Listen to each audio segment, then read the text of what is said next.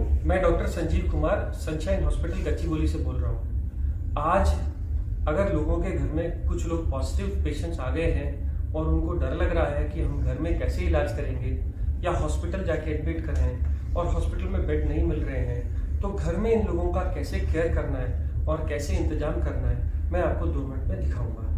हम अब अपने घर में 3 सेक्शन बनाएंगे। ये है हमारे घर का पहला सेक्शन। पहले सेक्शन में वो लोग रहेंगे जिन लोगों को कोई बुखार, जुकाम या कोरोना के फीचर्स नहीं है।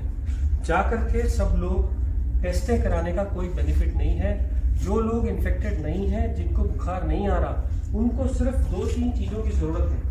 रोज अपना टेम्परेचर चेक करिए, फ्रीक्वेंट हैंड वॉश करिए, अगर घर में दूसरे से इंटरेक्ट कर रहे हैं तो फेस मास्क का यूज़ करिए और सोशल डिस्टेंसिंग, 1 हाथ की दूरी पे रहिए।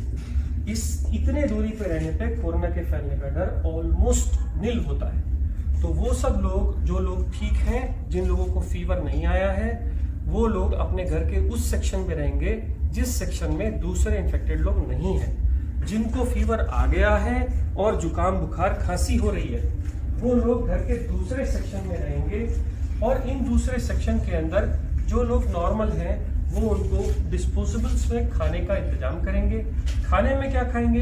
खाने में कोई भी वेजिटेरियन फूड, क्योंकि भूख कम हो जाती है, स्मेल कम हो जाती है, इसको आने में 1 महीना लगता है। इन लोगों को लिक्विड डाइट, सूप्स, जूस या ऐसी चीज़ें जो वो लोग खुद मांग रहे हों, सब अलाउड है। खाने में किसी चीज़ की मनाही नहीं है। आपको इसके अलावा क्या इलाज करना है? इन लोगों को बुखार हो सकता है। बुखार वाले लोगों को आपको बुखार की गोली सुबह, दोपहर, शाम देनी है। अगर बच्चे हैं तो यही गोली आधी हो जाएगी। अगर बिल्कुल खाना नहीं खा रहे तो ORS का सोल्यूशन देना है। कुछ लोगों को vitamin B, vitamin C, vitamin D, मैंने प्रिस्क्रिप्शन अपने व्हाट्सएप स्टेटस पे एक प्रिस्क्रिप्शन डाला हुआ है। इस प्रिस्क्रिप्शन को अगर आप प्रिंट करो तो ये कहता है कि आप पहले तो 1, 2 और 3 विटामिन हैं, अगली 2, एक तो फीवर की और जुकाम, बुखार, खांसी और गले दर्द की दवाइयां हैं। ये दवाइयां आप लीजिए। इस पर्चे से आप ये सिम्टोमेटिक ट्रीटमेंट कर सकते हैं। नॉर्मली कोरोना वायरस एक नॉर्मल सा, माइल्ड सा वायरस है। 99% लोग इससे ठीक हो जाते हैं और उनको कुछ और चीज़ की ज़रूरत नहीं पड़ती। बट 1% लोग जब बीमार होते हैं तो उनका बुखार बहुत तेज हो जाता है, वो लोग खाना खाना छोड़ देते हैं और उनकी ऑक्सीजन सैचुरेशन कम होने लगती है। हैबत होने पे ऐसे लोगों के लिए घर में हम लोग पल्स ऑक्सीमीटर लेके आते हैं। ये पल्स ऑक्सीमीटर हम पेशेंट्स को रोज लगाएंगे। लगाने के बाद, ये कनेक्ट करने के बाद, एक बटन दबाने से पल्स ऑक्सीमीटर ऑन हो जाता है और ऑन होने पे थोड़ी देर वेट करना है। ये आपको पल्स दिखाने लगता है। जब ये पल्स दिखाएगा तभी उस वैल्यू को मानना है। जब ये वैल्यू आ जाएगी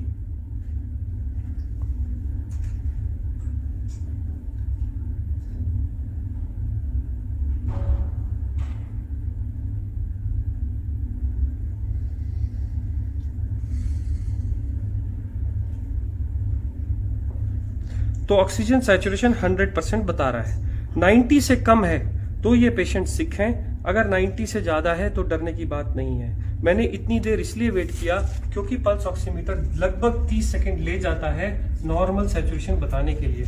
अब मान लीजिए अगर ये लोग 90 से कम ऑक्सीजन पे आ गए हैं, अब इनको हॉस्पिटल की फैसिलिटी पे ले जा रहे हैं पर बेड नहीं मिल रहे, तो हम क्या करें? तो हम अपने घर का एक और सेक्शन सिक पेशेंट्स के लिए तैयार करेंगे, जिनकी एंट्री, जिसमें नॉर्मल लोग कोई भी एंटर नहीं करेंगे, और इन सब लोगों को हम 14 दिन के लिए आइसोलेट करेंगे। मान लीजिए अगर ये पेशेंट है और मुझे इनकी केयर करनी है, तो जो बहुत जरूरी वाली चीजें मैं आपको बताता हूँ। जब भी आप इस कमरे में जाएंगे तो आप एक बड़ा कपड़ा या कोई भी गाउन, जिससे कि आपके कपड़े इन्फेक्ट ना हो जाएं, वो गाउन पहनेंगे। गाउन के ऊपर मास्क, गाउन पहन के आपका ये पूरा एरिया कवर हो गया। अब आप इसके ऊपर एक नॉर्मल कोई भी मास्क या N95 मास्क लगा सकते हैं। ध्यान ये रखना है कि इन मास्क को इधर की तरफ हाथ से नहीं छूना, छूने के बाद स्टेरलाइज करना है, आंख में नहीं लगाना। आप सिंपल मास्क भी यूज कर सकते हैं, बट इसको रोज डिस्कार्ड करिए। अब क्योंकि ये इन्फेक्टेड जोन है, इसलिए मार्केट में ये प्लास्टिक की बनी शील्ड्स मिलती हैं। इसको अगर आप लगा लेंगे तो आपके सेक्रीशंस बाहर नहीं जाएंगे। ऐसे ही ये मरीज भी मास्क लगाएगा और ये भी शील्ड डालेगा।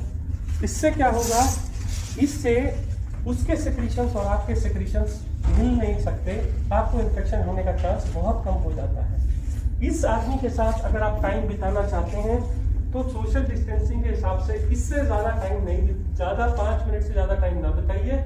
उनको खाने के लिए डिस्पोजेबल्स का खाने में दीजिए। जैसे मैंने पहले बताया, खाने में आप सब कुछ दे सकते हैं। अब इन लोगों की केयर करते समय याद रखिए कि वो लोग खूब हैंड सैनिटाइजर्स या सोप का इस्तेमाल करें। इसके अलावा आप जब भी इन लोगों का सेवा करेंगे तो आप ग्लव का यूज करेंगे। हर बार ग्लव्स को डालने के बाद ही आप पेशेंट को टच करेंगे। ये ग्लव अगर कपड़े के यूज कर रहे हैं घर के बने हुए, तो हर बार उनको घर से बाहर जाने के बाद उनको वॉश किया जाएगा। अगर डिस्पोजेबल यूज कर रहे हैं तो हर बार यूज करने के बाद थ्रो कर दिए जाएंगे। अब अगर आप ऐसी कंडीशन में उस पेशेंट के साथ उसकी केयर करते हैं, उसको खाना देते हैं, उसके ऑक्सीजन लगाते हैं या जो भी कुछ कर रहे हैं, आपको इन्फेक्शन आने का चांस कम हो जाता है। मान लीजिए अब ये पेशेंट का मैंने ऑक्सीजन सैचुरेशन चेक किया और ये 90 से कम था। मैंने पल्स ऑक्सीमीटर लगाया और ये पल्स ऑक्सीमीटर लगा के रहने दिया। ये पेशेंट को फीवर भी आ रहा है, इसका ऑक्सीजन भी कम है, तो मैं क्या करूंगा, मैं पल्स ऑक्सीमीटर को लगा ही रहने दूंगा। और ऐसा सिलेंडर मार्केट से मिल जाता है, इसके रीफिल हो जाता है, 400 रुपये पर रीफिल लेता है, 1 महीना चलता है। इसमें एक नॉब रहती है, ये नॉब को अगर आप ऑन करेंगे तो ये लीटर्स बताता है कितने लीटर पे चल रहा है। 5 लीटर पे जनरली जब भी होता है तो ऐसे छोटे नेजल प्रॉन्ग्स हम पेशेंट को लगा सकते हैं।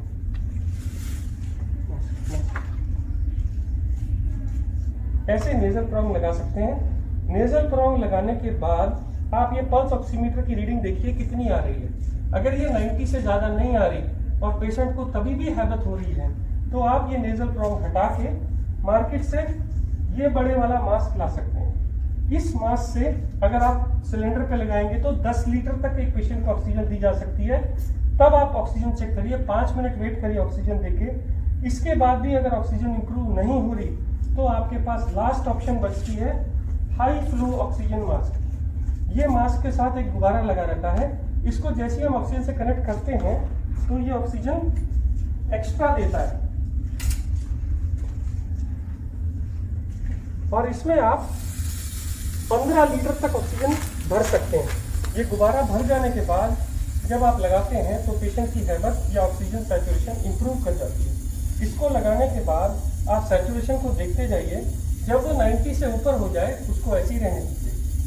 दिन में ये लोग मास्क 3 से 4 घंटे लगा सकते हैं और जैसे अगर हैबत होने लगे तो छोटे मास्क पे आ सकते हैं।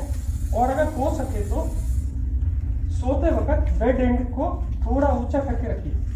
अब इस कमरे की सेफ्टी के लिए कि इन्फेक्शन बाहर ना जाए, घर का बना फिनाइल या कोई भी एंटीसेप्टिक सोल्यूशन से घर का पोछा मारिए। अब आप इस कमरे से जब बाहर आने लगे तो आपको सबसे पहला काम क्या करना है, ग्लव उतार के डस्टबिन में फेंक देने हैं और ये गाउन निकाल के आपको बाहर नहीं जाना। आप ये गाउन को हटा के उसी कमरे में छोड़ देंगे, मास्क शील्ड्स उसी कमरे में छोड़ देंगे और हैंड वॉश करके आप पूरा हैंड वॉश करके इस कमरे से बाहर आएंगे। 14 दिन तक अगर इन लोगों की ऐसे ही सेवा करी जाए तो ये लोग इम्प्रूव हो जाते हैं। अब इन लोगों की दवाइयों का क्या, मैंने जैसे पहले बताया था, मैंने अपने व्हाट्सएप स्टेटस पे एक और ट्रीटमेंट डाला है। ये ट्रीटमेंट उन लोगों के लिए है जिनको बेड्स नहीं मिल रहे, हॉस्पिटल फैसिलिटी नहीं है और दवाई देने का और कोई इंतजाम नहीं है। तो आप पुराने ट्रीटमेंट की तरह देखिए, ऊपर मैंने 4 मल्टीविटामिन लिखे हैं, उसके नीचे मैंने भूख लगने का सिरप लिखा है, नीचे हमने जो दवाइयाँ लिखी हैं वो सिम्टोमेटिक इलाज के लिए हैं, जैसे कि डेरिफिलिन, जैसे कि मोंटेलुकास्ट मैंने पहले बताई। इसके अलावा जो नीचे आने वाले इंजेक्शन या एंटीबायोटिक्स हैं जो डॉक्टर की गाइडेंस में लेने चाहिए, वो एक तो है डॉक्सीसाइक्लिन, सुबह शाम 5 दिन के लिए 10 गोलियां, ये लोग इतनी देर में इंप्रूव कर जाते हैं। और दूसरे हैं 2 इंजेक्शन, एक इंजेक्शन है ब्लड थिनर का, क्योंकि कहा गया है कि ऐसे लोगों को क्लॉट्स बन जाते हैं, इसलिए ये इंजेक्शन सुबह शाम देना है डॉक्टर की गाइडेंस में। और एक स्टेरॉइड का इंजेक्शन 10 रुपए का डेक्सामेथासोन जो दिन में एक बार लगेगा सुबह। अगर ये इंजेक्शन आपके पास में आपके घर का डॉक्टर लगा देता है तो आपको हॉस्पिटल के खर्चे या हॉस्पिटल के बेड अगर नहीं अवेलेबल हैं तो भी आप इंतजाम कर सकते हैं। कुछ लोग बोलते हैं हमारे पास इंजेक्शन की कोई भी सहूलियत नहीं है, कोई भी डॉक्टर नहीं आ रहा है। तो मैंने एक ब्लड थिनर एपिक्साबैन और एक स्टेरॉइड ओरल मिथाइल प्रेडनिसोलोन भी रखा है। आप इसको भी प्रिस्क्रिप्शन के हिसाब से प्रिंट करके ले सकते हैं। इतना सेटअप अगर आपके घर में है तो ये आईसीयू का काम करेगा। मैं फिर बोल दूं, आपको sanitizer, face shield, face mask, bed जिसका बैक ऊंचा हो, 3 तरह के फेस मास्क, एक ऑक्सीजन सिलेंडर, घर में फिनाइल, एक कवर, बॉडी कवर जो सेवा कर रहे हैं, मेरा प्रिस्क्रिप्शन जो मेरे स्टेटस पे लगा हुआ है इसको प्रिंट करके रख लीजिए गाइडेंस के लिए, और कुछ दवाइयां जो सब उसमें रखी हैं। हर बार ग्लव्स का यूज करिए। ये एक आईसीयू सेटअप है, क्योंकि आज भी कोरोना की कोई स्पेसिफिक दवाई या वैक्सीन आनी है और इससे ज्यादा ट्रीटमेंट अभी भी आईसीयू में नहीं हो रहा है। बहुत ही एक्सेप्शनल कंडीशन में 2 और दवाइयां हैं जो बगैर आईसीयू सेटअप के नहीं दी जा सकती। ये 99% इलाज हर लोगों तक अगर पहुंच जाए तो वो लोग जिनको मेडिकल सेवा अभी भी उपलब्ध नहीं है वो लोग अपनी सेवा या अपने घर वालों की सेवा कर सकते हैं। मैं doctor Sanjeev Kumar sunshine hospital से बोल रहा हूँ।